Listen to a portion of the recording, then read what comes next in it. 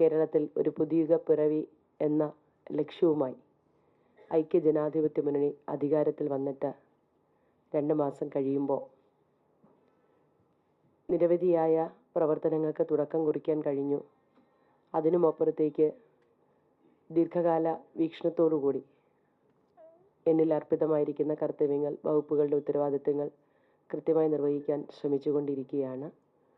നമ്മളെ സംബന്ധിച്ചിടത്തോളം നമ്മുടെ സാമൂഹ്യ ജീവിതം എന്ന് പറയുന്നത് എല്ലാ മേഖലയിലും ഏറ്റവും മഹനീയമായി പോകണമെന്ന് ആഗ്രഹിക്കുന്നവരാണ് മലയാളികൾ. കാലഘട്ടത്തിനനുസരിച്ചുള്ള വ്യതിയാനങ്ങളെ അതിവേഗം ഉൾക്കൊള്ളുകയും എല്ലാ കാര്യങ്ങളുടെയും നന്മകൾ ഉൾക്കൊണ്ട് തിന്മകളെ അകറ്റി നിർത്താൻ ശ്രമിച്ചുകൊണ്ട് പോകുന്ന ഒരു ശൈലിയാണ് ശരാശരി മലയാളിക്കുള്ളത്.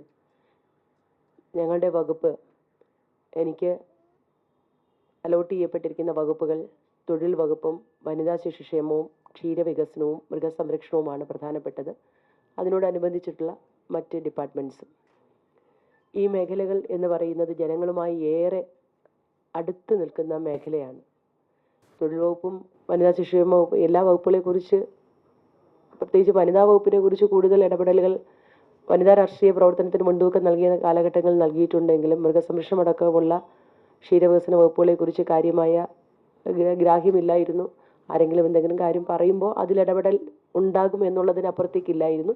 പക്ഷെ ചുരുങ്ങിയ സമയം കൊണ്ട് മനസ്സിലാക്കിയതിൽ ഇതൊക്കെ തന്നെ, പ്രത്യേകിച്ച് ക്ഷീരവികസന വകുപ്പും മൃഗസംരക്ഷണ വകുപ്പും കേരളത്തിലെ ഏറ്റവും പ്രധാനപ്പെട്ട ഉത്തരവാദിത്ത നിർവഹണത്തിൻ്റെ ഭാഗമായിട്ടുള്ളതെന്ന് ബോധ്യപ്പെട്ടു.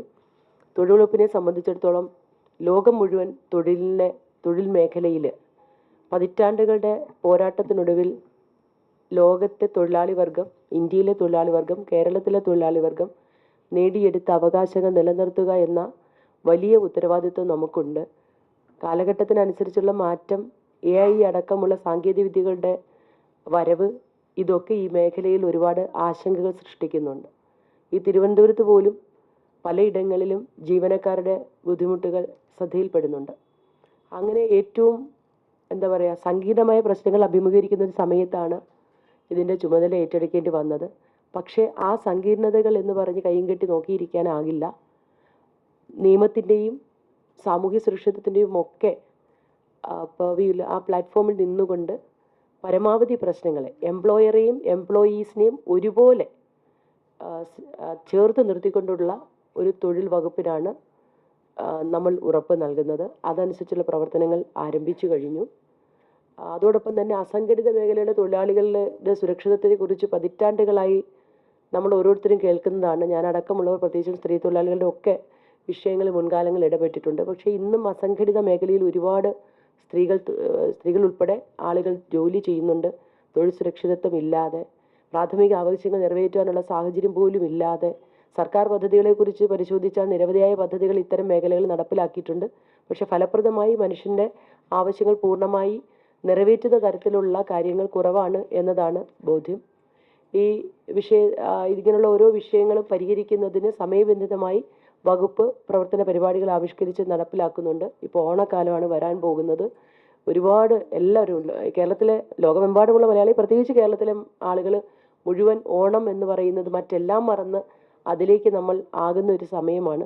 അതുകൊണ്ട് തന്നെ തൊഴിൽ വകുപ്പിൻ്റെ എൻഫോഴ്സ്മെൻറ്റ് പ്രവർത്തനം വളരെ കാര്യക്ഷമമാക്കേണ്ട ഒരു സമയം കൂടിയാണ്.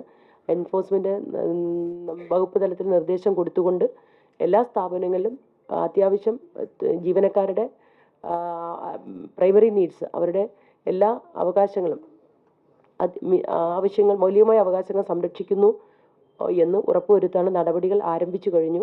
ടെക്സ്റ്റൈൽസിലടക്കം പരിശോധനയും കാര്യങ്ങളും ഒക്കെ ശക്തമായി ചെയ്യുന്നു. അതോടൊപ്പം നമ്മുടെ സംസ്ഥാനത്ത് ലയങ്ങളിലൊക്കെ താമസിക്കുന്ന തൊഴിലാളികളുടെ ജീവിത സാഹചര്യം ഗവിയിലടക്കം ഞാൻ നേരിട്ട് പോയി കണ്ടതാണ്. മുമ്പും നമുക്കറിയാവുന്ന ഇടുക്കിയിലൊക്കെ നമ്മൾ പോയി കണ്ടിട്ടുള്ളതാണ്. അതൊക്കെ പരിഹരിക്കുന്നതിനുള്ള നടപടികൾ, നിർദ്ദേശങ്ങൾ ചെയ്തിട്ടുണ്ട്. അതോടൊപ്പം ഗിഗ് തൊഴിലാളികൾ, നമുക്കെല്ലാവർക്കും അറിയാം, ഏറ്റവും കൂടുതൽ ഇന്ന് സാമൂഹ്യ ജീവിതത്തിൻ്റെ അവിഭാജ്യ ഘടകമായി മാറിയിട്ടുള്ളതാണ്.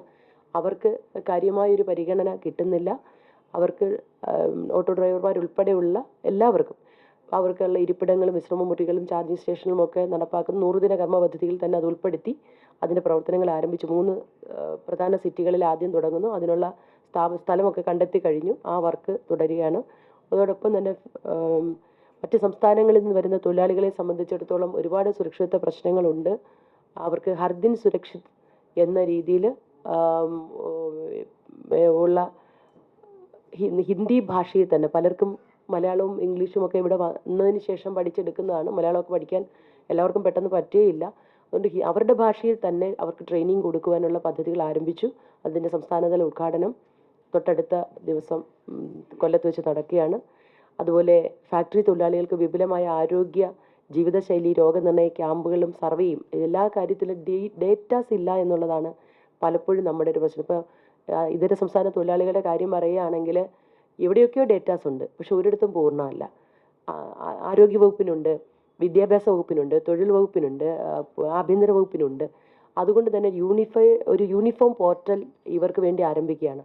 ചില തൊഴിലാളികളൊക്കെ വരും, കുറച്ച് കഴിയുമ്പോൾ തിരികെ പോകുന്നവരെ വരുന്നവരെ ഒന്നും കണക്കില്ല. ഈ അടുത്ത സമയത്ത് കൊല്ലത്തൊക്കെ ബംഗ്ലാദേശി പൗരന്മാരെ പിടിച്ചപ്പോൾ അതുമായി സംബന്ധിച്ച് ഒരു രേഖയും നമ്മുടെ കയ്യിലില്ല. അതുകൊണ്ട് തന്നെ തൊഴിൽ വകുപ്പിൻ്റെ നേതൃത്വത്തിൽ മറ്റ് വകുപ്പുകളുമായി സഹകരിച്ചുകൊണ്ട് സംസ്ഥാന IT വകുപ്പിൻ്റെ സഹായത്തോടു കൂടി യൂണിഫോം പോർട്ടൽ അതിൻ്റെ പ്രവർത്തനങ്ങൾ നടക്കുകയാണ്. അപകടരഹിത തൊഴിലിടം വ്യവസായശാലകളിൽ തത്സമയ പരിശോധന നടത്തിക്കൊണ്ട് അപകടം കുറയ്ക്കുക എന്നുള്ളതാണ് ഏറ്റവും ഇമ്പോർട്ടൻസ്. അതും ചെയ്യുന്നുണ്ട്. അതുപോലെ വ്യവസായ സൗഹൃദ ലൈസൻസിങ്, അത് സംസ്ഥാന ഗവൺമെൻറ് തന്നെ മൊത്തത്തിൽ ആ ഒരു പദ്ധതി പരിഷ്കരിച്ച് CM പറഞ്ഞിട്ടുണ്ടാകും.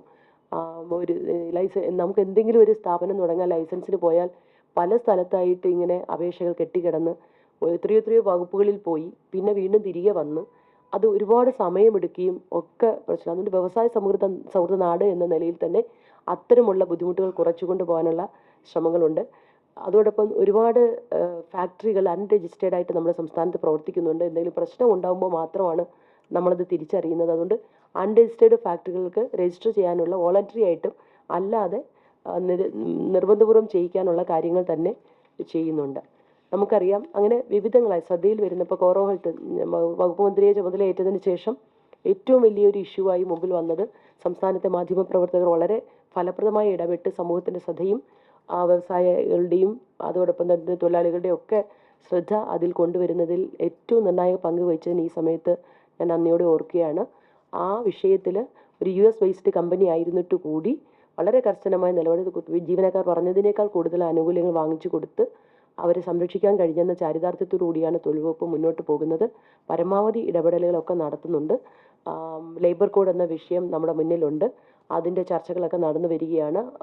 ആ ലേബർ കോഡ് വന്ന് 2020 പാസ്സാക്കിയ ഉടനെ തന്നെ ആദ്യഘട്ടത്തിൽ തന്നെ അതിൻ്റെ ഡ്രാഫ്റ്റ് റൂൾസ് പുറത്തിറക്കിയ സംസ്ഥാനമാണ് കേരളം. 2021 ഡിസംബറിൽ തന്നെ അത് പുറത്തിറക്കി. തുടർന്ന് ചർച്ചകളും കാര്യങ്ങളും കമ്മിറ്റി അപ്പോയിൻമെൻറ്റും ഒക്കെ നടന്ന് നിർദ്ദേശങ്ങൾ മുമ്പിലുണ്ട്. ഇപ്പോൾ ഫൈനൽ റൂൾസ് പ്രസിദ്ധീകരിക്കേണ്ട സമയമാണ്. ഇപ്പോൾ ഞങ്ങളുടെ ഗവൺമെൻറ് വരുന്നതിന് തൊട്ട് മുമ്പ് 2026 മെയ് 8 കേന്ദ്ര സർക്കാർ ഫൈനൽ റൂൾസ് പബ്ലിഷ് ചെയ്ത് കഴിഞ്ഞു. അപ്പോൾ മറ്റ് സംസ്ഥാനങ്ങൾ ഫൈനൽ റൂൾസ് പബ്ലിഷ് ചെയ്തുകൊണ്ടിരിക്കുകയാണ്. ഒട്ടുമിക്ക സംസ്ഥാനങ്ങളും പൂർത്തിയാക്കി. നമ്മളത് ചെയ്യേണ്ടതായിട്ടുണ്ട്. അത് ഒരുപാട് ആശങ്കകൾ നമ്മുടെ സമൂഹത്തിൽ നിലനിൽക്കുന്നുള്ളത് കൊണ്ട് തന്നെ ഒരു ഡീറ്റെയിൽഡ് ഡിസ്കഷന് ശേഷം മാത്രമേ നടക്കാൻ. പ്രാഥമിക ചർച്ചകൾ എൻ്റെ നേതൃത്വത്തിൽ നടന്നു. അതിനുള്ള രൂപരേഖകളും ഫൈനൽ റൂൾസിൻ്റെ ഡ്രാഫ്റ്റ് എല്ലാം ഞങ്ങൾ തയ്യാറാക്കി വെച്ചു. ഇനി CMൻ്റെ നേതൃത്വത്തിൽ മറ്റൊരു ചർച്ചയും കൂടി നടത്തിയതിന് ശേഷം അടുത്ത ഘട്ടത്തിലേക്ക് കടക്കുന്നതാണ്. അതാണ് തൊഴിൽ വകുപ്പിനെ സംബന്ധിച്ച് പറയാനുള്ളത്. വനിതാ ശിശുക്ഷേമ വകുപ്പ് നമുക്കറിയാം, നമ്മുടെ സംസ്ഥാനത്ത് ഏറ്റവും കൂടുതൽ വനിതകളാണ് ജനസംഖ്യയിലുള്ളത്. വനിതകൾക്ക് നേരെ നടക്കുന്ന അതിക്രമങ്ങൾക്കെതിരെ 0 ടോളറൻസ് എന്നത് തന്നെയാണ് സർക്കാരിൻ്റെ നയം. അങ്ങനെ നിരവധിയായ പദ്ധതികൾ സംസ്ഥാന സർക്കാരിൻ്റെ നേതൃത്വത്തിൽ പല ഘട്ടങ്ങളിൽ നടക്കുന്നുണ്ട്. പക്ഷേ മാറുന്ന കാലഘട്ടത്തിനനുസരിച്ച് പദ്ധതികളും പരിപാടികളും ഒരുപാട് നടക്കുന്നുണ്ട് എങ്കിലും സ്ത്രീകൾക്ക് നേരെയുള്ള അതിക്രമങ്ങൾ തുടർന്നു വരുന്നു എന്നുള്ളത് നമ്മളെയൊക്കെ അലോസരപ്പെടുത്തുന്നുണ്ട്. ഞാൻ ജനിക്കുന്നതിന് മുമ്പ് തന്നെ നമ്മുടെ നാട്ടിൽ സ്ത്രീധന നിരോധന നിയമം നമ്മളൊക്കെ ജനിക്കുന്നതിന് മുമ്പുണ്ട്. പക്ഷേ ഇപ്പോഴും സ്ത്രീധന പീഡനം അടക്കം സമൂഹത്തിൽ നടക്കുന്നുണ്ട്, ആത്മഹത്യകൾ നടക്കുന്നുണ്ട്.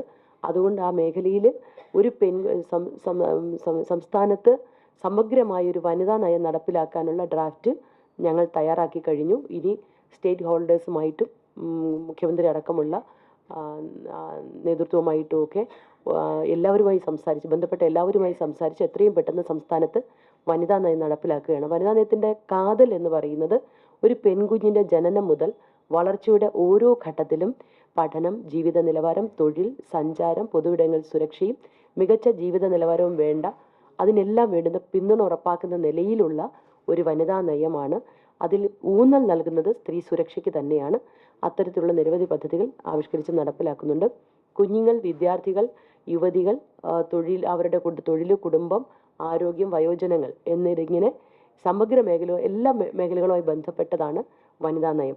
അതോടൊപ്പം അംഗൻവാടിയിലെ കുട്ടികളെ സംബന്ധിച്ചിടത്തോളം ശിശു നയം നടപ്പാക്കേണ്ടതായിട്ടുണ്ട്. കുഞ്ഞുങ്ങൾക്ക് നേരെ നമ്മുടെ ഏറ്റവും കൂടുതൽ വേദനിപ്പിക്കുന്നത്, നമ്മൾ വളർന്നു വരുന്ന ഓരോ ഘട്ടത്തിലും നമ്മളെ ഏറ്റവും കൂടുതൽ സുരക്ഷിത ചിന്തയായി നമ്മുടെ ഓരോരുത്തരുടെയും മനസ്സിലുള്ളത്, ഒരു കുഞ്ഞ് ഏറ്റവും സുരക്ഷിതമായിരിക്കുന്നത് അതിൻ്റെ അമ്മയുടെ കയ്യിലാണ്, അതിൻ്റെ അച്ഛൻ്റെ കയ്യിലാണ്.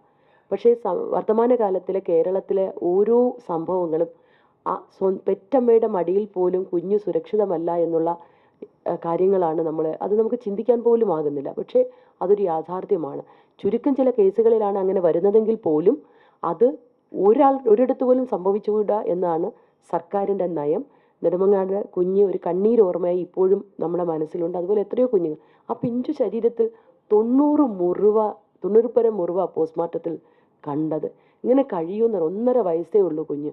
അങ്ങനെ ഓരോ സംഭവങ്ങൾ, അങ്ങനെ പല സംഭവങ്ങളും കേരളത്തിൻ്റെ വിവിധ ഭാഗങ്ങളിലായി റിപ്പോർട്ട് ചെയ്യപ്പെട്ടിട്ടുണ്ട്. അതുകൊണ്ട് കുഞ്ഞുങ്ങളെ സംബന്ധിച്ചിടത്തോളം അവരുടെ അവകാശങ്ങളെക്കുറിച്ച് അവർക്ക് പറയാനോ പ്രവർത്തിക്കാനോ ആവശ്യപ്പെടാനോ കഴിയില്ല. കുഞ്ഞുങ്ങൾക്ക് വേണ്ടി സർക്കാർ തന്നെയാണ് ആ കാര്യം വളരെ ഗൗരവത്തോടെ കൊണ്ടുപോകുന്നത്. ഒരു കുഞ്ഞൊരു കുടുംബത്തിൽ ജനിച്ചാൽ ആ അച്ഛൻ്റെയും അമ്മയുടെയും കുടുംബാംഗങ്ങളുടെയും മാത്രമല്ല, ഈ സമൂഹത്തിൻ്റെ സ്വത്താണ് ആ കുഞ്ഞ്, ഈ നാടിൻ്റെ ഭാവിയാണത്. അതുകൊണ്ട് നേരത്തെ വനിതകളുടെ കാര്യം പറഞ്ഞതുപോലെ തന്നെ കുഞ്ഞുങ്ങളുടെ ഓരോ ഘട്ടത്തിലും സംസ്ഥാന സർക്കാർ കരുതലോടെ ചേർത്ത് നിർത്തിക്കൊണ്ട് മുന്നോട്ട് പോകണമെന്നാണ് ആഗ്രഹിക്കുന്നത്. അംഗൻവാടിയിലെ കുട്ടികൾക്ക് ത്രൈമാസ പരിശോധന, ആരോഗ്യ പരിശോധനയ്ക്ക് ഉള്ള ഏർപ്പാടുകൾ ചെയ്തിട്ടുണ്ട്. സ്ത്രീകൾക്ക് ആർത്തവ കപ്പുകൾ വിതരണം ചെയ്യാൻ, പാടുകൾ അടക്കമുള്ള ലഭ്യമാക്കുവാനുള്ള പൊതുസ്ഥലങ്ങളിലടക്കം ലഭ്യമാക്കാനുള്ള നടപടികൾ സ്വീകരിക്കും. നമുക്കറിയാം, പറയുമ്പോൾ ചെറുതാണെന്ന് തോന്നുമെങ്കിലും ഏറ്റവും വലിയ പ്രശ്നമാണ് പൊതുയിടങ്ങളുടെ ശുചിമുറികളുടെ അഭാവം കൊണ്ട് സ്ത്രീകളും പെൺകുട്ടികളും അനുഭവിക്കുന്ന ബുദ്ധിമുട്ടുകൾ. കൂടെ ഇത് പറയാറുണ്ട്, പക്ഷെ കാര്യത്തിൽ നടക്കാറില്ല. അഥവാ ഇത് തുടങ്ങിയാൽ തന്നെ തുടങ്ങുന്ന വേഗതയിൽ തന്നെ അവസാനിക്കുന്ന അടച്ചു പോകുന്ന സാഹചര്യങ്ങളാണ് നമുക്കുള്ളത്. നമ്മൾ തീർച്ചയായും അത്തരം കാര്യങ്ങളിൽ പരിസ്ഥിതി സൗഹൃദ സാനിറ്ററി പാഡ് വെൻഡിങ് മെഷീനുകളും പാഡ് ഇൻസിനറേറ്ററുകളും പൊതുസ്ഥലങ്ങൾ സ്ഥാപിക്കും. ശുചിമുറികളും അടക്കമുള്ളതും കൺസേൺഡ് ഡിപ്പാർട്ട്മെൻറ്റുമായി ചേർന്ന് സ്ഥാപിക്കും. അതുപോലെ പീഡനം നേരിട്ട സ്ത്രീകൾക്കും കുട്ടികൾക്കും ഭക്ഷണം, പാർപ്പിടം, കൗൺസിലിംഗ്, ആരോഗ്യ പരിരക്ഷ, തൊഴിലവസരങ്ങൾ എന്നിവ ലഭ്യമാക്കുന്നതിന് നടപടികളും പദ്ധതികളും ഒക്കെ സർക്കാരിൻ്റെതായിട്ടുണ്ട്. പക്ഷേ അത് കുറച്ചുകൂടി ആധുനികവൽക്കരിച്ച് കുറ്റമറ്റ രീതിയിൽ തീർച്ചയായും ഈ സർക്കാർ നടപ്പിലാക്കും. വ്യവസായ പാർക്കുകളിലും മറ്റ് പല സ്ഥലങ്ങളിലും കേരളത്തിൻ്റെ ഒരു ക്രഷ് പോളിസി വരേണ്ടതായിട്ടുണ്ട്. ഞാനെന്ന കുഞ്ഞ് ജനിച്ചപ്പോൾ എൻ്റെ അമ്മ ഒരു കശുവണ്ടി തൊഴിലാളിയായി ഫാക്ടറിയിൽ ജോലി ചെയ്യുക. പക്ഷെ അവിടെയും ഉണ്ടായിരുന്നു കുഞ്ഞുങ്ങളെ നോക്കാനൊരു സ്ഥലം. ഇപ്പോൾ പലയിടത്തും പല അമ്മമാരും, യുവതികളായ അമ്മമാർ നമ്മളോട് വ്യക്തിപരമായി മന്ത്രി എന്ന നിലയിലും പരാതിപ്പെടുന്നു. 6 മാസം കുഞ്ഞിനെ നോക്കാൻ, അതും 6 മാസം പലയിടത്തും കൊടുക്കുന്നില്ല എന്നുള്ളത് ശ്രദ്ധയിൽപ്പെട്ടു. കർശനമായി അത് നടപ്പാക്കണമെന്ന് പറഞ്ഞിട്ടുണ്ട്. നിയമം എന്ന് പറയുന്നത് 6 മാസത്തെ മെറ്റേണിറ്റി ലീവാണ്. പല സ്വകാര്യ സ്ഥാപനങ്ങളിലും അത് നടത്തുന്നില്ല എന്ന് ശ്രദ്ധയിൽപ്പെട്ടു. അത് കർശനമായി നടപ്പിലാക്കാനുള്ള നിർദ്ദേശങ്ങൾ നൽകി കഴിഞ്ഞു. 6 മാസം കഴിഞ്ഞ് അമ്മ ജോലിക്ക് പോകുമ്പോൾ കുഞ്ഞിൻ്റെ സുരക്ഷിതത്വം, കുഞ്ഞിനെ ഏൽപ്പിക്കാൻ വീട്ടിൽ ആളില്ലാത്ത സാഹചര്യം ഒക്കെ ഉണ്ട്. അതുകൊണ്ട് അത്തരത്തിലൊരു പോളിസിയും കൂടി കൊണ്ടുവന്ന് അതും ഉറപ്പാക്കാനുള്ള പദ്ധതികൾ നടപ്പാക്കുന്നുണ്ട്. ആദ്യഘട്ടത്തിൽ വ്യവസായ പാർക്കുകളിലും പ്രധാന പട്ടണങ്ങളിലും ജോലി ചെയ്യുന്ന സ്ത്രീകളുടെ കുട്ടികൾക്കായി നഴ്സറി സൗകര്യങ്ങൾ, അത്തരത്തിൽ ക്രഷ് സൗകര്യങ്ങളോട് ചെയ്യുന്നുണ്ട്. അപ്പോൾ സ്ത്രീകൾക്കെതിരെയുള്ള ഗാർഹിക കുറ്റകൃത്യങ്ങളും നേരത്തെ പറഞ്ഞതുപോലെ പീഡനങ്ങളും ഒക്കെ തടയാനുള്ള ശക്തമായ നിയമങ്ങൾ ഉള്ളത് നടപ്പിലാക്കും. പോരായ്മകൾ ഉണ്ടെങ്കിൽ പരിഹരിക്കും. സൈബർ അറ്റാക്ക് എന്ന് പറയുന്നത് കേരളത്തിലെ സ്ത്രീകൾ നേരിടുന്ന ഏറ്റവും പ്രധാനപ്പെട്ട വിഷയമാണ്. ബോൾഡായ സ്ത്രീകളെ സംബന്ധിച്ചിടത്തോളം അവരെ ബാധിക്കാറില്ല. പക്ഷേ ദുർബല മനസ്സിൽ അല്ലെങ്കിൽ ഏതെങ്കിലും കുടുംബത്തിൻ്റെ പിന്തുണയില്ലാത്തതോ അങ്ങനെയുള്ള പിന്തുണയില്ലാത്ത സ്ത്രീകളെ സംബന്ധിച്ചിടത്തോളം അത് വളരെ വേദനയും ജീവഹാനി വരെ ഉണ്ടാക്കുന്ന സന്ദർഭങ്ങൾ പലപ്പോഴായി റിപ്പോർട്ടുകളിലൂടെ നമ്മൾ മനസ്സിലാക്കിയിട്ടുണ്ട്. അത്തരം കാര്യങ്ങളെക്കുറിച്ച് സംസ്ഥാന ഗവൺമെൻറ് വളരെ ഗൗരവതരമായി പരിഗണിക്കുന്നുണ്ട്. അതോടൊപ്പം മൃഗസംരക്ഷണ വകുപ്പ് ഏറ്റവും കൂടുതൽ ഇന്ന് ഉപജീവന മാർഗമായി വീണ്ടും കൂടുതൽ ആളുകൾ മൃഗങ്ങളെ വളർത്തുന്ന സാഹചര്യത്തിലേക്ക് വരുന്നുണ്ട്. എല്ലാ കന്നുകാലികളെയും ന്യായമായ വിലയ്ക്ക് ഇൻഷുർ ചെയ്യാനുള്ള നടപടികൾ ആരംഭിച്ചു. കാരണം മന്ത്രിയായതിനു ശേഷം ഏറ്റവും കൂടുതൽ പരാതി കിട്ടിയത് പെട്ടെന്നൊരു ഉപജീവന മാർഗമായി ഒരു കുടുംബം പുലർത്തിക്കൊണ്ടിരിക്കുന്ന പശു അല്ലെങ്കിൽ കന്നുകാലി പെട്ടെന്ന് അങ്ങ് ചത്തുപോകുമ്പോൾ എന്ത് ചെയ്യണമെന്ന് അറിയാതെ കുറേ രൂപ നഷ്ടമാകും, ജീവിതമാർഗവും നിലച്ചു പോകും. കന്നുകുട്ടി പരിപാലനത്തിന് ഉള്ള പദ്ധതികൾ വളരെ സാർവത്രികവും ശാസ്ത്രീയവുമാക്കി മുന്നോട്ട് കൊണ്ടുപോകും. താറാവ് കർഷകർ നമുക്കറിയാം, ഓരോ സമയത്തും ഈ താറാവ് കർഷകരുടെ പ്രശ്നങ്ങൾ, പെട്ടെന്ന് രോഗം വ്യാപിക്കുന്ന അടക്കമുള്ള പ്രശ്നങ്ങളുണ്ട്. അത്തരം പ്രശ്നങ്ങളെ അഡ്രസ്സ് ചെയ്യുന്ന പദ്ധതികൾ, അതോടൊപ്പം തെരുവുനായ്ക്കൾ അടക്കമുള്ള പ്രശ്നങ്ങൾ LSD വകുപ്പുമായി ഞങ്ങൾ പ്രോജക്റ്റുകൾ തയ്യാറാക്കിക്കൊണ്ടിരിക്കുന്നു. വന്ധ്യകരണത്തിനും വാക്സിനേഷൻ ഡ്രൈവുകൾക്കുമായുള്ള മൊബൈൽ ആനിമൽ ബർത്ത് കൺട്രോൾ യൂണിറ്റുകൾ കൂടി സ്ഥാപിച്ചുകൊണ്ട് മുന്നോട്ട് പോകുന്നുണ്ട്. അതുപോലെ എല്ലായിടത്തും നമുക്കറിയാം പെറ്റ് ഡോഗ്സ് മുൻകാലത്തേക്കാൾ കേരളത്തിൽ ഇപ്പം പെറ്റ് ആനിമൽസ് അത് സാർവത്രികമായിക്കൊണ്ടിരിക്കുക. അവർക്ക് വേണ്ടിയും പെറ്റ് ആനിമൽസിന് വേണ്ടി കൂടി ഒരു പോളിസി കൊണ്ടുവരാൻ സർക്കാർ ആലോചിക്കുന്നുണ്ട്. ക്ഷീരവികസന വകുപ്പ് കേരളം കണികണ്ടുടരുന്ന നന്മയാണ് മിൽമ എന്ന പരസ്യവാചകം നമ്മുടെ ഹൃദയത്തിലേറെയുണ്ട്. പാലുൽപാദനത്തിൽ സ്വയം പര്യാപ്തത നേടുക എന്നുള്ളതാണ് കേരളത്തിൻ്റെ ഏറ്റവും പ്രധാനപ്പെട്ട ആവശ്യം. ഇപ്പോൾ 70,000 ലിറ്റർ പാലാണ് ഉള്ളത്. 1 കോടി ലിറ്റർ പാലാക്കാൻ 3 വർഷത്തിനുള്ളിൽ നടപ്പിലാക്കാനുള്ള പദ്ധതികൾ. പാലുൽപാദനം സ്വയം പര്യാപ്തമാക്കണം. തീറ്റപ്പുല്ല് കർഷകർ നേരിടുന്ന ഏറ്റവും പ്രധാനപ്പെട്ട പ്രശ്നമെന്ന് പറയുന്നത് പശുക്കൾ കന്നുകാലികൾക്കുള്ള തീറ്റ കൊടുക്കാനുള്ള ബുദ്ധിമുട്ടുകളുണ്ട്. അത് എല്ലാ സബ്സിഡികളൊക്കെ നടത്തിക്കൊണ്ട് മുന്നോട്ട് പോകും. ചുരുക്കത്തിൽ ക്ഷീരകർഷകരും ക്ഷീരസഹകരണ പ്രസ്ഥാനങ്ങളും ബന്ധപ്പെട്ട് ക്ഷീരകർഷകർക്ക് ന്യായവില ഉറപ്പാക്കാനുള്ള സോഫ്റ്റ്വെയർ സംവിധാനത്തിലൂടെ തന്നെ, സോഫ്റ്റ്വെയർ സംവിധാനമാണെങ്കിൽ മാത്രമേ അത് കുറ്റമറ്റ രീതിയിൽ നടക്കുള്ളൂ, അതിനുള്ള കാര്യങ്ങൾ ചെയ്യുന്നുണ്ട്. അങ്ങനെ സമസ്ത മേഖലകളിലും ഒരു നൂതന വിഷനോടുകൂടി ഏൽപ്പിക്കപ്പെട്ട വകുപ്പുകൾ കൃത്യമായി മുന്നോട്ട് കൊണ്ടുപോകണമെന്നാണ് ആഗ്രഹിക്കുന്നത്. പ്രിയപ്പെട്ട തിരുവനന്തപുരത്തെ മാധ്യമ സുഹൃത്തുക്കളുടെ എല്ലാവരുടെയും പിന്തുണയും സഹകരണവും ഒപ്പം നിർദ്ദേശങ്ങളും നേതൃത്വത്തിലുള്ള ഉദ്യോഗസ്ഥരെ, കാരണം ഇതൊരു ഡീപ്പായിട്ടുള്ള അഴിമതിയാണ് നടന്നിരിക്കുന്നത്. പ്രഥമ ദൃഷ്ടിയ നമുക്ക് കിട്ടിയ വിവരങ്ങൾ അനുസരിച്ചാണ് പ്രാഥമിക റിപ്പോർട്ട് തയ്യാറാക്കിയിരിക്കുന്നത്. അതുകൊണ്ട് വിശദമായ അന്വേഷണം നടത്തുന്നുണ്ട്. സ്വാഭാവികമായും ദേവസ്വം വകുപ്പിന് കൂടി, ദേവസ്വം ഉദ്യോഗസ്ഥർ കൂടി ഇതിൽ പങ്കുണ്ട് എന്ന സാധ്യത, കാരണം അല്ലാതെ മിൽമ ജീവനക്കാർക്ക് മാത്രമായിട്ട് ഇത് ചെയ്യാൻ കഴിയില്ലല്ലോ. നെയ്യ് വില കൂട്ടി, ക്വാളിറ്റിയും കുറഞ്ഞു. അത് വളരെ ഗുരുതരമായ തെറ്റാണ്. ശബരിമല അയ്യപ്പ സ്വാമിയുടെ നെയ്യഭിഷേകം അത് ഏറ്റവും പ്രധാനപ്പെട്ടതാണ്, ഏറ്റവും പരിശുദ്ധമായി നടത്തേണ്ടതാണ്. അവിടെ ആ നെയ്യിൽ തിരിമറി നടത്തിയത് ഒരു കാരണവശാലും അംഗീകരിക്കാൻ കഴിയില്ല. അതുപോലെ നിരവധിയായ വിഷയങ്ങൾ ഇത് സംബന്ധിച്ചുണ്ട്. ആ മിൽമയുടെ പ്രവർത്തനങ്ങളുടെ അന്വേഷണ വിവരങ്ങൾ കൃത്യമായി അന്വേഷിച്ച് റിപ്പോർട്ട് നൽകുവാൻ വേണ്ടി കമ്മിറ്റിയെ ചുമതലപ്പെടുത്തിയിട്ടുണ്ട്. സ്വാഭാവികം ഉണ്ടാവുമല്ലോ, ഭരണസമിതി അറിയാതെ പോകാൻ യാതൊരു സാധ്യതയുമില്ല. അത് വളരെ വിചിത്രമായി എനിക്ക് തോന്നിയത്, മിൽമയുടെ തിരുവനന്തപുരം മേഖലാ യൂണിയൻ പിരിച്ചുവിട്ടതിൻ്റെ അടുത്ത ദിവസം അവരുടെ ഭാരവാഹികൾ പറയുന്നത് അഴിമതിയൊക്കെ നടന്നിട്ടുണ്ട് അല്ലേ, അവരങ്ങനെ പറഞ്ഞ ഉദ്യോഗസ്ഥരാണിത്, ഉദ്യോഗസ്ഥർക്ക് മാത്രമേ നടത്താൻ പറ്റില്ലല്ലോ, ഇവരുടെ അറിവോടും സമ്മതത്തോടും കൂടി അല്ലാതെ ഇത്രയും വലിയ കാര്യങ്ങൾ നടക്കില്ല എന്ന് പ്രഥമ ദൃഷ്ട്യാ ബോധ്യപ്പെട്ടിട്ടുണ്ട്. എന്തായാലും അന്വേഷണത്തിന് ശേഷം കൃത്യമായ വിവരം പറയാം. അതിൻ്റെ പ്രധാന വിഷയമെന്ന് പറയുന്നത് ലേബർ കോഡ് ഇപ്പോൾ യാഥാർത്ഥ്യമായി രാജ്യത്ത് പാർലമെൻറ്റ് പാസ്സാക്കി. കൺകറൻറ്റ് ലിസ്റ്റിലാണ് തൊഴിലെങ്കിലും സെൻട്രൽ സ്റ്റാറ്റ്യൂട്ടിന് ഓവർറൂൾ ചെയ്യാനുള്ള പരിമിതികളുണ്ട്. അത് ഒരു ഭാഗം. പക്ഷെ കേരളത്തിനെ സംബന്ധിച്ചോളം കേരളത്തിൻ്റെ തൊഴിൽ സംസ്കാരം എന്ന് പറയുന്നത് എംപ്ലോയർ ആൻഡ് എംപ്ലോയി ഈക്വൽ സ്റ്റാറ്റസോടുകൂടി പോകുന്ന ഒരു സാഹചര്യമാണ്. ഒരുപാട് ഇഷ്യൂ ഞാൻ നേരത്തെ സൂചിപ്പിച്ച അടക്കമുള്ള ഇഷ്യൂസും ഉണ്ട്. അതുകൊണ്ട് വിശദമായ ഒരു ചർച്ച കൂടി മന്ത്രി ലെവലിൽ ചർച്ചകൾ പൂർത്തിയായി. ഇനി മുഖ്യമന്ത്രിയുടെ ലെവലിൽ ഒരു ചർച്ചകൾക്ക് ശേഷം അത്തരം നടപടികൾ തടയിടാനുള്ള മാർഗങ്ങൾ ശാസ്ത്രീയമായി തന്നെ വകുപ്പ് ആരംഭിക്കുന്നുണ്ട്. അതൊരു വലിയ വിഷയമാണ്. നേരത്തെ ഇഷ്യൂസ് റിപ്പോർട്ട് ചെയ്യപ്പെട്ടിട്ടുള്ള ഒരു ഈ പറയുന്ന ഒരു പാല് മായം കലർന്ന് പിടിക്കുമ്പോൾ അപ്പോൾ ഒരു നടപടി ഉണ്ടാകും, പിന്നെ അതില്ല, പിന്നെയും ഇത് വരുമ്പോൾ നമ്മൾ അറിയുന്നില്ല. അതുകൊണ്ട് തന്നെ മൊത്തത്തിൽ സമഗ്രമായി ആ വിഷയത്തെ വകുപ്പ് അഡ്രസ്സ് ചെയ്യുന്നുണ്ട്. ആർക്കും ഗവൺമെൻറ് എതിരല്ല, മറിച്ച് രണ്ടുമില്ലാതെ നമ്മുടെ നാടിന് മുന്നോട്ട് വന്നു. ഞാൻ പറഞ്ഞല്ലോ, employer friendly and employee friendly, അത് ഒരു നിർദ്ദേശം IT വകുപ്പിന് തൊഴിൽ വകുപ്പ് കൊടുത്തിരിക്കുന്നതാണ്. ഞങ്ങളുടേതായ ഒരു അഭിപ്രായം രേഖപ്പെടുത്തിയിരിക്കുന്നത് ഒരു ഓഫീസ് വെൽനസ് പോളിസി വേണം. നിർബന്ധമായും കേരളം എംപ്ലോയർ ഫ്രണ്ട്ലി അല്ല എങ്കിൽ ഇവിടെ വ്യവസായങ്ങൾ വരത്തില്ല. ഈസ് ഓഫ് ഡൂയിങ് ബിസിനസ് ഒക്കെ നമ്മൾ കൊണ്ടുവന്നത് അതിനാണ്. നിർബന്ധമായി വ്യവസായങ്ങൾ ഇവിടേക്ക് വരണം. അത് അവിടുത്തെ ജീവനക്കാരുടെ അവകാശങ്ങളും സംരക്ഷിക്കണം. അത് ഈക്വലായിട്ട് തന്നെ. അതിൽ നമ്മളോടിപ്പം ഈ ഇടത്തെ കണ്ണാണോ വലത്തെ കണ്ണാണോ വേണ്ടുന്നതെന്ന് ചോദിച്ചാൽ രണ്ട് കണ്ണും ഒരുപോലെ ഉണ്ടായാലേ പറ്റുള്ളൂ. IT വകുപ്പിൻ്റെ കൃത്യമായ നിലപാട് നമുക്കറിയാലോ. വ്യവസായങ്ങൾ കൊണ്ടുവരണം, അവിടുത്തെ ജീവനക്കാരെ, അത് ആരും തമ്മിലൊരു ക്ലാഷ് ഇല്ല. കേരള ഗവൺമെൻറ്റിനെ സംബന്ധിച്ചിടത്തോളം നമ്മുടെ നാട്ടിലേക്ക് വ്യവസായങ്ങൾ കൊണ്ടുവരണം, എന്നാലല്ലേ നമ്മുടെ ആൾക്ക് ജോലി കിട്ടും. വ്യവസായം വരാതെ നമ്മൾ ജീവനക്കാരുടെ അവകാശം എവിടെയിട്ട് സംരക്ഷിക്കും? അതുകൊണ്ട് വളരെ കൃത്യമായി എംപ്ലോയർ ഫ്രണ്ട്ലിയും എംപ്ലോയി ഫ്രണ്ട്ലിയുമായിട്ടുള്ളൊരു നയവുമായി ഗവൺമെൻറ്റിന് മൊത്തത്തിൽ മുന്നോട്ട് പോകാൻ കഴിയും.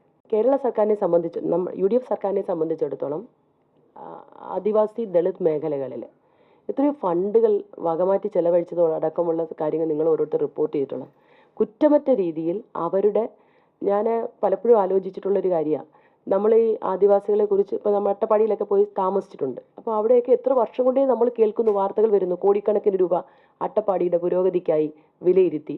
ഏതെങ്കിലും ആദിവാസി ദളിത് ഇഷ്യൂ ഉണ്ടാകുമ്പോൾ ചോദിക്കുമ്പോൾ കോടികൾ ചെലവഴിച്ച കണക്ക് പറയുമ്പോൾ, പക്ഷേ അർഹിക്കുന്ന രീതിയിൽ അനുയോജ്യമായ രീതിയിൽ ആവശ്യമായ രീതിയിൽ പൂർണ്ണമായ പ്രശ്നങ്ങൾ പരിഹരിക്കപ്പെട്ടില്ല. ഞങ്ങളെ ഗവൺമെൻറ്റിനെ സംബന്ധിച്ചിടത്തോളം വകുപ്പ് മന്ത്രി ശ്രീമതി KA തുളസിയുടെ നേതൃത്വത്തിൽ വളരെ കൃത്യമായി സുതാര്യമായി അവരുടെ പ്രശ്നങ്ങൾ അഡ്രസ്സ് ചെയ്തുകൊണ്ട് വിവിധങ്ങളായ പദ്ധതികൾ ആവിഷ്കരിച്ച് നടപ്പിലാക്കിയിട്ടുണ്ട്.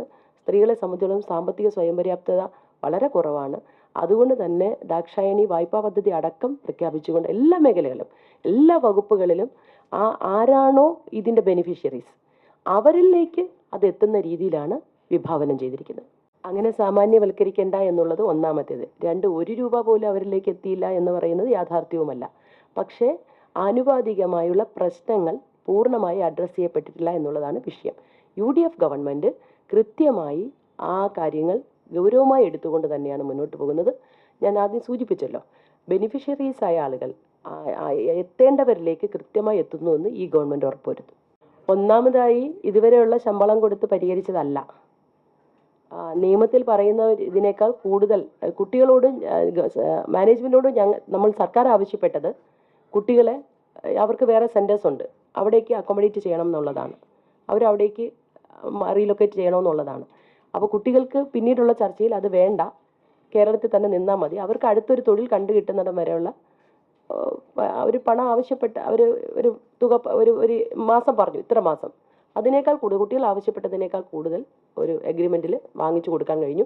അവരുടെ സർട്ടിഫിക്കറ്റ്സ് വേണമെന്ന് പറഞ്ഞു, അവർക്ക് നല്ല ഇത്രയും നാൾ വർക്ക് ചെയ്തതിൻ്റെ സർട്ടിഫിക്കറ്റ് വേണമെന്ന് പറഞ്ഞു, അതെല്ലാം വാങ്ങിച്ചു. കുട്ടികൾ ആവശ്യപ്പെട്ടതെല്ലാം അതിനേക്കാൾ കൂടുതൽ ചെയ്തു കൊടുത്തിട്ടുണ്ട്. ഇങ്ങനെയുള്ള വിഷയങ്ങൾ വന്നാൽ തീർച്ചയായും നമുക്ക് ഇത്തരം വിഷയങ്ങളെ ജനറലായിട്ട് പറയാൻ പറ്റത്തില്ല. കാരണം ഓരോ കമ്പനിക്കും അല്ലെങ്കിൽ ഓരോ ഇഷ്യൂവിലും സവിശേഷതകളാണ്. അതത് വിഷയങ്ങൾ അതത് രീതിയിൽ അപ്പോൾ കൈകാര്യം ചെയ്യും. സംസ്ഥാന സർക്കാർ ഇത്തരം കാര്യത്തിൽ പ്രതിജ്ഞാബദ്ധമാണ്. തീർച്ചയായും നമ്മൾ അഡ്രസ്സ് ചെയ്യേണ്ട ഒരു വിഷയം തന്നെയാണ് തീർച്ചയായും. അതുകൊണ്ട് വനിതാ നയത്തിൽ ശിശു നയത്തിൽ അത്തരം കാര്യങ്ങൾ കൂടി പരിഹരിക്കും. ഇതെല്ലാം ഒരു ദിവസം ഒരു സ്വിച്ചിട്ടാണൊക്കെ നമുക്ക് നടത്താൻ കഴിയില്ല എന്നുള്ള പ്രായോഗിക പരിമിതികൾ നമുക്കുണ്ട്. പക്ഷേ ഞാൻ ആദ്യം പറയുന്നത് വളരെ സത്യസന്ധമായി ആത്മാർത്ഥമായി ജനങ്ങളുടെ ഇത്തരം വിഷയങ്ങൾ, ജനങ്ങൾക്ക് സൗകര്യങ്ങൾ സഹായങ്ങൾ ചെയ്തു കൊടുക്കുക എന്നുള്ളതാണ് സർക്കാർ നയം. അത് ചെയ്യുക എന്നുള്ളത് ആത്മാർത്ഥതയോടെ ഇത്തരം കാര്യങ്ങൾ ചെയ്യാൻ ശ്രമിക്കുന്നുണ്ട്. ഞാനവിടെ പോയിരുന്നു. ഈ പറഞ്ഞതുപോലെ സുരക്ഷ ആ പ്രദേശത്ത് അംഗൻവാടി ജീവനക്കാരുടെ മാത്രമല്ല, ആ പ്രദേശത്ത് താമസിക്കുന്ന ആളുകളുടെ തന്നെ സുരക്ഷിതത്വം വളരെ ഗൗരവമായി എടുക്കേണ്ടതാണ്. ബന്ധപ്പെട്ട വകുപ്പുകളുമായിട്ടെല്ലാം അത് സംസാരിച്ചു. അന്ന് ഗവിയിൽ പോയി വന്നതിന് ശേഷം എല്ലാവർക്കും അത് സംബന്ധിച്ച് നോട്ടും കൊടുത്തു. അത് അങ്ങനെയുള്ള ഇടങ്ങൾ നമ്മൾ പ്രത്യേകമായി കരുതേണ്ടതാണ്. അവിടെ കൂടുതൽ ഗാർഡുകളെ നിർമ്മിക്കാൻ ആവശ്യമുള്ള അടക്കമുള്ള എല്ലാ കാര്യങ്ങളും വകുപ്പുകൾക്ക് കൊടുത്തിട്ടുണ്ട്.